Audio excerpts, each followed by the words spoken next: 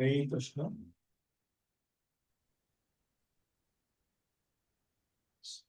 ఓం నమో భగవతే వాసుదేవాయ. ఓం నమో భగవతే వాసుదేవాయ. ఓం నమో భగవతే వాసుదేవాయ. ఓం నమో భగవతే వాసుదేవాయ. నమో భగవతే వాసుదేవాయ. ఓం నమో భగవతే వాసుదేవాయ. నారాయణం నమస్కృత్య నరం చైవ నరోత్తమం. నారాయణం నమస్కృత్య నరం చైవ నరోత్తమం. దేవీం సరస్వతిం వ్యాసం తతో జయముదీరయేత్. దేవీం సరస్వతీం వ్యాసం తతో జయముదీరయేత్. నష్టప్రాయేష్వభద్రేషు నిత్యం భాగవత సేవయా. నష్టప్రాయేషు సేవయా. భగవద్గీతమ శ్లోకే భక్తిర్భవతి నైష్టికీ. భగవద్గీతమ శ్లోకే భక్తిర్భవతి నైష్టికీ. హరే కృష్ణ.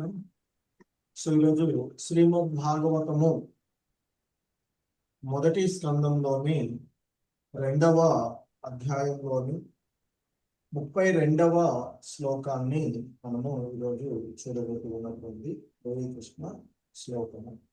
యథా వ్యవహితో వహినిః దారుష్వేక స్వయోనిషు నానేవ భాతి విశ్వాత్మా భూతేషు చ తథా పుమాన్.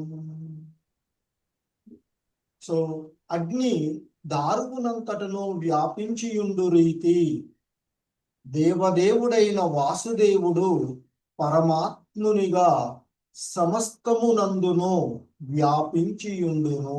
కనుకనే అద్వితీయుడైనను ఆ భగవానుడు బహురూపునిగా గోచరించును అంటూ ఇక్కడ ఈ శ్లోకము యొక్క భావం మనం చూస్తాం. యథా వ్యవహితో వహినిః దారుష్వేక స్వయోనిషు నానేవ భాతి విశ్వాత్మా భూతేషు చ తథా పుమాన్. సో ఇక్కడ అంటే వలే అని చెప్పబడుతూ ఉన్నటువంటి అంశం. సో మరి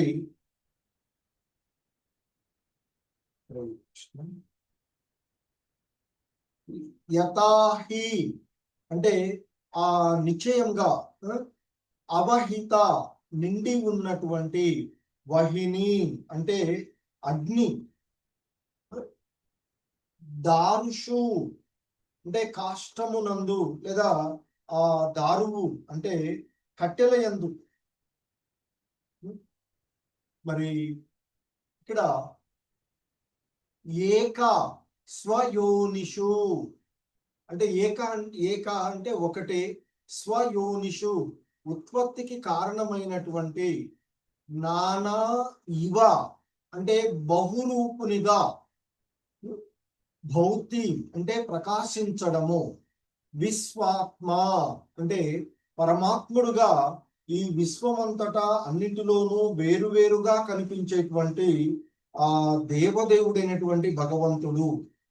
మరి ఎక్కడ అంటే భూతేషు చ తథా పుమాన్, ఆ దేవదేవుడైనటువంటి భగవంతుడు ఇక్కడ పుమాన్ అంటే ఆ భగవానుడైనటువంటి వాసుదేవుడు అనేటువంటి భావం. సో యథా అంటే ఎలా అంటే ఇక్కడ చెప్పబడుతున్నటువంటి మనం వలే అంటే యథా అంటే ఎలా అంటే అని కూడా తీసుకోవచ్చు. వలే అంటే ఇక్కడ ఏం చెప్తున్నారు ఉపమానము అంటే ఆ సర్వాత్ముడు, ఆ పరమాత్ముడైనటువంటి దేవదేవుడు, ఆ విశ్వాత్ముడు అయినటువంటి ఆత్ముడు అయినటువంటి ఆ పరమ పురుషుడు మరి వేరువేరు కట్టెలలో ఆ వేరువేరుగా దారువులు వేరువేరుగా ఉండొచ్చు, వాటి అన్నింటిలో కూడా అగ్ని ఒకటిగానే ఉంటుంది. ఏ కట్టెను తీసుకొని మనం దహింప చేసినా, కాకపోతే దానిలో ఉన్నటువంటి పరిస్థితులు బాహ్య పరిస్థితులను అనుసరించి అగ్ని రావడం అనేటువంటిది వేరువేరు ఉండొచ్చు, కానీ అగ్ని ఒకటే ఉంటుంది. సో అందుకే ఇక్కడ చెప్తున్నారు యథా అంటే ఎలా అంటే హి నిజంగా, నిశ్చయంగా, ఖచ్చితంగా. ఇక్కడ అవహిత వాహినిహి అగ్ని ఎలాగైతే దాగి ఉన్నదో, అగ్ని ఎలా అయితే నిండి ఉన్నదో దేంట్లో, దారుషు కట్టెలలో, ఆ కాష్టాలలో, ఏక అంటే ఒక్కడే అయినటువంటి స్వయోనిషు అంటే ఇక్కడ ఉత్పత్తికి కారణము లేదా వివిధ కట్టెలలో, ఇక్కడ మనం ఎలాగైతే వివిధ జీవులలో పరమాత్ముడు ఉన్నట్లుగాను వివిధ కట్టెలలో అగ్ని ఉన్నట్లుగా, ఒకే అగ్ని వివిధ కట్టెలలో ఉన్నట్లుగా ఒకే పరమాత్ముడు ఈ వివిధ భూతేషు, ఇక్కడ విశ్వాత్మ భూతేషు తథా పుమాన్, ఆ భగవానుడు, ఆ పరమ పురుషుడైనటువంటి భగవానుడు కూడా అన్ని జీవులలో అలాగే బహురూపునిగా గోచరించును. అంటే కట్టెల్లో అగ్ని ఒక్కొక్కట్లో ఒక వేరువేరుగా కనిపించి ఉండవచ్చు, అన్నింటినీ దహింప చేసినప్పుడు అన్ని మండుతూ ఉంటాయి. సో అలాగే భగవానుడు కూడా ఒక్కడే అయినప్పటికీ, అగ్ని ఒక్కటే అయినప్పటికీ వేరువేరు కట్టెలలో ఎలాగైతే ఉన్నదో ఆ భగవానుడు ఒకడే పరమాత్ముడు, అభేదుడు అయినటువంటి ఆ భగవంతుడు భిన్నంగా కనిపించవచ్చు, వేరువేరు జీవులలో వేరువేరుగా ఆ పరమాత్ముని రూపంలో ఉన్నట్లుగా కనిపించవచ్చు అనేటువంటిది ఇక్కడ బహురూపునిగా గోచరించును అంటూ చెప్తున్నారు. సో దేవదేవుడైన వాసుదేవుడు పరమాత్మునిగా సమస్తమునందు వ్యాపించియుండును కనుకనే అద్వితీయుడైనను ఆ భగవానుడు బహురూపునిగా మనకి గోచరిస్తూ ఉన్నాడు. అంటే ఒకటే అగ్ని అనేక కట్టెలలో దాగి ఉండి వివిధ రూపాలలో మనకి కనిపించినట్లుగా అలాగే ఆ పరమాత్ముడు కూడా అన్ని జీవులలో నుండి అనేకంగా మనకి కనిపిస్తూ ఉన్నాడు అనేటువంటిది ఇక్కడ చెప్తూ ఉన్నటువంటి శ్రీల ప్రభుపాదుల వారి యొక్క భాష్యంలో చెప్తూ ఉన్నారు. భగవానుడైన వాసుదేవుడు తన ఒకానొక ప్రధాన అంశంతో సమస్త భౌతిక జగత్తును ఆవరించి ఉండును. అదే పరమాత్ముడుగా క్షీరోదక సాయి విష్ణువుగా, ఆయన క్షీరోదక సాయి విష్ణువుగా ఈ సమస్తమును అన్నిటిలో సూక్ష్మాతి సూక్ష్మమైనటువంటి ప్రతిదానిలోనూ కూడా ఆయన ఆవరించి ఉంటాడు. అతని యొక్క ఉనికి అణువునందు స్పష్టంగా గోచరించగలదు. సూక్ష్మాతి సూక్ష్మంగా, అణువు మనం అంతకుముందు సూక్ష్మంగా చెప్పుకునేటువంటి, సో కనుక అణువునందు కూడా ఆయన ఉంటాడు. అణువు, పరమాణువు, ప్రోటాన్లు, న్యూట్రాన్లు వంటివన్నీయును అంతకుముందు అణువే చిన్న కణంగా చెప్పేవాడు, అణువులు మళ్ళా పరమాణువులతో ఏర్పడి ఉన్నవి అని చెప్పేవాడు కదా. సో తదుపరి ఆ పరమాణువులు కూడా సబ్ అటామిక్ పార్టికల్స్ ఉన్నవి అని చెప్తారు. ఆ పరమాణువులు కూడా ఇంకా విభజించవు. అంటే వాస్తవానికి ఈ సిద్ధాంతాలు చెప్పేటప్పుడు అణుసిద్ధాంతం, డాల్టన్ అణుసిద్ధాంతం అని వస్తుంది. ఆ తర్వాత అణువులు ఇంకా విభజించుకుంటూ పోతే పరమాణువులు కూడా ఉన్నాయని చెప్తారు. ఆ పరమాణువులు కూడా sub atomic particles, electron, proton, neutron వంటి సూక్ష్మమైనటువంటి పదార్థాల చేత ఉన్నవి అని చెప్తుంటారు. సో అలాంటి ఆ సూక్ష్మాతి సూక్ష్మమైనటువంటి, అంటే అటామిక్ మాస్ యూనిట్స్ లో చెప్తే 0.0000546 AMUలుగా చెప్తారు. అంత సూక్ష్మంగా ఉండేటువంటి ఎలక్ట్రాన్ పరిమాణం అలా. సో అటువంటి వాటిలో కూడా ఆ పరమాణువుడు ఉండాలి. ఎలా అంటే ఆ దేవదేవుని పరమాత్ముని రూపమునకు చెందినదే అని చెప్తారు. ఎలక్ట్రాన్ అయినా ప్రోటాన్ అయినా ఇవన్నీ కూడా దారువు నుండి అగ్ని బయలుపడినట్టు, లేదా పాల నుండి ఎన్న బహిర్గతం. అలాగే మనకి పాలలో కూడా ఎన్న తెలుస్తూ ఉంటుంది కదా, కనిపించదు పాలలో ఎన్న, కానీ దాన్ని ఒక ప్రాసెస్ లో చిలికినట్లయితే మనకి వెన్న వస్తూ ఉంటుంది, వెన్న బయటికి బహిర్గతం అవుతుంది. అలాగే భగవంతుడు కూడా సర్వము వ్యాపించి ఉన్నటువంటి ఆయనను మనం సరైనటువంటి మార్గములో ఆశ్రయించి మరి ఈ ఆధ్యాత్మిక విషయాలైనటువంటి శ్రవణ కీర్తనాలు, స్మరణం, వందనం, దాస్యం, ఆత్మ నివేదనం వంటి ఆ మరి వాటి ద్వారా ఆ పరమాత్ముని యొక్క ఉనికిని, రూపమును మనం తెలుసుకోగలము. అదే చెప్తారు భగవంతుడు, నేను నన్ను యథార్థంగా తెలుసుకోగలిగేటువంటిది భక్తియుతమైనటువంటి నా యొక్క భక్తియుత సేవ ద్వారా మాత్రమే నన్ను ఈ జీవుడు యథార్థంగా తెలుసుకోగలడు అని చెప్తూ ఉంటుంటారు. మరి ఆ ఇక్కడ ఆధ్యాత్మిక విషయములు, ఉపనిషత్తులు, వేదాంత సూత్రములు వంటి వాని యందు ప్రత్యేకంగా చర్చించబడినవి. మనకి వేదము, అలాగే ఉపనిషత్తులు, మరి సర్వ ఉపనిషత్తుల సారమైనటువంటి భగవద్గీతనే మనం ప్రామాణికంగా భగవద్గీత ద్వారా ఏం చెప్పబడిందో దానినే మనము ఆచరించాలి అనేది మనకు చెప్తుంది. అలాగే ఆ వేదాంత సూత్రాల యొక్క సరళీకృతమైనటువంటి శ్రీమద్ భాగవతం కూడా, ప్రామాణిక వాక్యమైనటువంటి ఈ భాగవతం కూడా మనము మరి మనకి ప్రామాణికమైనటువంటి, సో అటువంటి ఈ ఆధ్యాత్మిక సందేశాలు భగవద్గీత, భాగవతంను శ్రవణం చేయడం ద్వారా శ్రీకృష్ణ భగవానుడు అనుభూతి కాగలడు అని చెప్తూ ఉన్నటువంటిది. సో అదే మనకి ఏకైక మార్గము అని చెప్తూ ఉన్నారు. దారువు అంటే ఇంకా చెప్తున్నారు, దారువు నందలి అగ్ని వేరొక ప్రజ్వరిల్లి చేయబడి రీతి భక్తుని యొక్క కరుణ చేత మానవుడి యందలి ఆధ్యాత్మిక చైతన్యము జాగృతము చేయగలదు. సో ఇక్కడ ఎంతటి ఉపమానం అంటే, ఒక కట్టె మండుచూ ఉన్నటువంటి ఒక కట్టె దాని పక్కన ఇంకో కట్టెను పెడితే దాన్ని కూడా మండించి వేసేస్తుంది.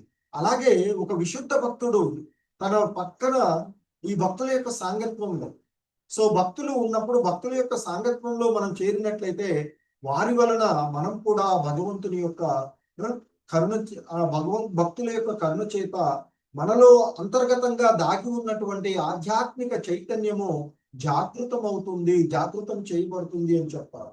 సో కనుకనే ఆ కరుణాంతరంగుడైన ఆధ్యాత్మిక గురువు శ్రవణాసక్తుడైన వానికి తగినటువంటి దివ్య ఆధ్యాత్మిక సందేశములను వసుకుట ద్వారా దారువు వంటి అతన్ని యందు ఆధ్యాత్మిక అగ్నిని ప్రజ్వరిల్ల చేయగలడు.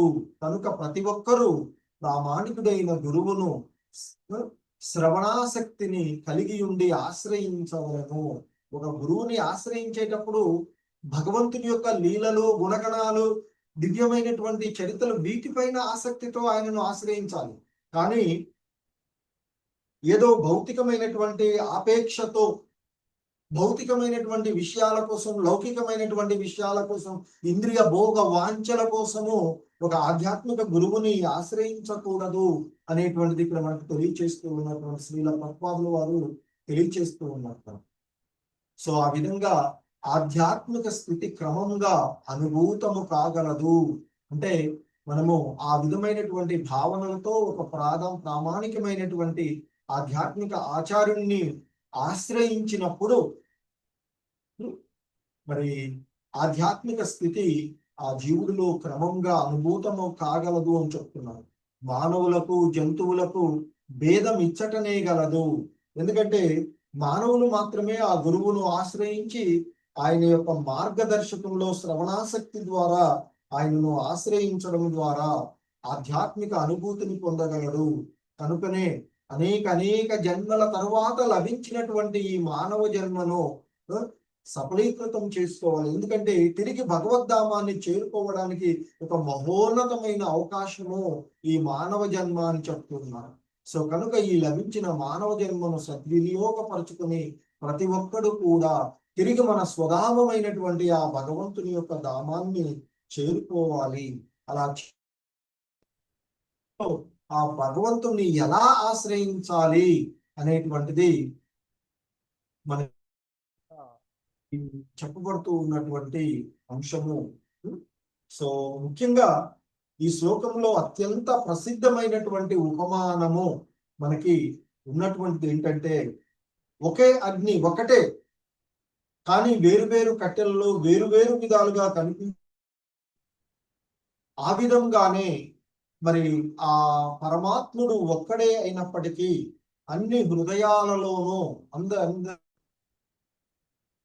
ఆ ఆత్ముడు ఉన్నాడు. అలా వేరుగా అయినప్పటికీ కూడా బహురూపునిగా కనిపిస్తూ ఉన్నాడు. ఇంకా మనకి ఇందులో ఆ విశ్వాత్మతత్వము, వైష్ణవ ఆచార్యులు మనకి విశ్వాత్మ అంటే సర్వాంతర్యామి, సర్వము వ్యాపించి ఉన్నటువంటి వాడు. అంటే ఆ సర్వాంతర్యామి ప్రతి హృదయంలోనూ ఉన్నటువంటి పరమాత్మని సూచిస్తుంది ఇక్కడ విశ్వాత్ముడు అనేటువంటిది. అతను మరి ఆ విశ్వములో సాక్షిగాను హనుమంతగాను మనకి భగవద్గీతలో కూడా చెప్తూ ఉంటారు. ఈ ఒకే వృక్షంపై ఉన్నటువంటి రెండు పక్షులలో ఆ పరమాత్ముడు సాక్షిగాను తాను చేస్తూ ఉన్నటువంటి కర్మలకు హనుమంతగాను అనుభవించేటువంటి వాటిని నియంత్రించేటువంటి, అంటే ఆ విధంగా అనుభవించే విధంగా చేసేటువంటి నియంత్రికుడుగా కూడా ఆ పరమాత్ముడు ఉన్నటువంటిది. ఆ విశ్వాత్ముడు సర్వాంతర్యామి ఉన్నటువంటిది. మరి ఇక్కడ భగవంతుడు అనేకంగా నానేవ భాతి అనేకంగా కనిపించడం ఎందుకు అంటే, మరి జీవుల శరీరాలు వేరువేరుగా ఉపాధులు వేరువేరుగా ఉన్నాయి, కానీ పరమాత్ముడు మాత్రము ఒక్కడే, అతడు విభజింపబడడు. అదే మనకి గౌడీయ వైష్ణవ తత్వంలో అచింత్య భేద సిద్ధాంతంగా చెప్తూ ఉంటారు. సో మనకి ఈ సిద్ధాంతాన్ని కూడా ఈ శ్లోకము శ్రీమద్ భాగవతంలో ఉన్నటువంటి ఈ సిద్ధాంతము బలపరుస్తూ ఉన్నటువంటి అచింత్య భేద తత్వ సిద్ధాంతం. ఏకత్వము వేరు అంటే భగవంతుడు ఒక్కడే, అదే సమయంలో వేరుగా కనిపిస్తాడు. ఇదే మనకి చైతన్య మహాప్రభువులు వారు బోధించినటువంటి ప్రధాన తత్వము. సో ఇదే విషయాన్ని మనకి భగవద్గీతతో కంపేర్ చేసిన భగవద్గీతతో పోల్చినట్లయితే ఆ భగవద్గీత 13వ అధ్యాయంలోని 3వ శ్లోకంలో చెప్తారు, క్షేత్ర జ్ఞాన చాపి మాం విద్ధి సర్వక్షేత్ర భారత అంటూ ఆయన చెప్తారు. ప్రతి శరీరంలో ఉన్నటువంటి ఆ సర్వక్షేత్రజ్ఞుడు నేనే అనేటువంటిది మనకి ఆ భగవద్గీతలో చెప్పబడినటువంటి అంశాన్ని కూడా మనం తీసుకోవచ్చు. సో ముఖ్యంగా ఇక్కడ ఈ శ్లోకంలో మనకి చెప్పబడుతూ ఉన్నటువంటి ముఖ్యమైనటువంటి తత్వ అంశాలను చూసినట్లయితే, సత్యాలు, అబ్సల్యూట్ ట్రూత్, ఆ భగవంత్ తత్వాన్ని చూసినట్లయితే పరమాత్ముడు ఒక్కడే అన్ని హృదయాలలో ఉన్నాడు, అనేకంగా కనిపించిన విభజింపబడడు. ఇదే అచింత్య భేద తత్వాన్ని సూచించేటువంటి అంశంగా చెప్తారు. సో ముఖ్యంగా మనకి ఇక్కడ ఉపమానిస్తూ ఉన్నటువంటిది ఒక అగ్ని అనేక కట్టెలలో కనిపించినట్లుగా ఒకే పరమాత్ముడు అనేక జీవులలో కనిపిస్తూ ఉన్నటువంటి అంశము మనము ఇక్కడ చూస్తూ ఉన్నటువంటి శ్లోకం ద్వారా మనకి తెలియచేయబడుతూ ఉన్నటువంటి విషయం. హరే కృష్ణ, జగద్గురు శ్రీల ప్రభుపాదుకి జై. సో ఇది ఈరోజు ఈ శ్లోకంలో ఉన్నటువంటి తత్వ అంశాన్ని మనము నేర్చుకోవాల్సినటువంటి అంశం. హరే కృష్ణ, జగద్గురు శ్రీల ప్రభుపాదుకి జై. హరే కృష్ణ, ప్రభుజీస్ మాతాజీస్.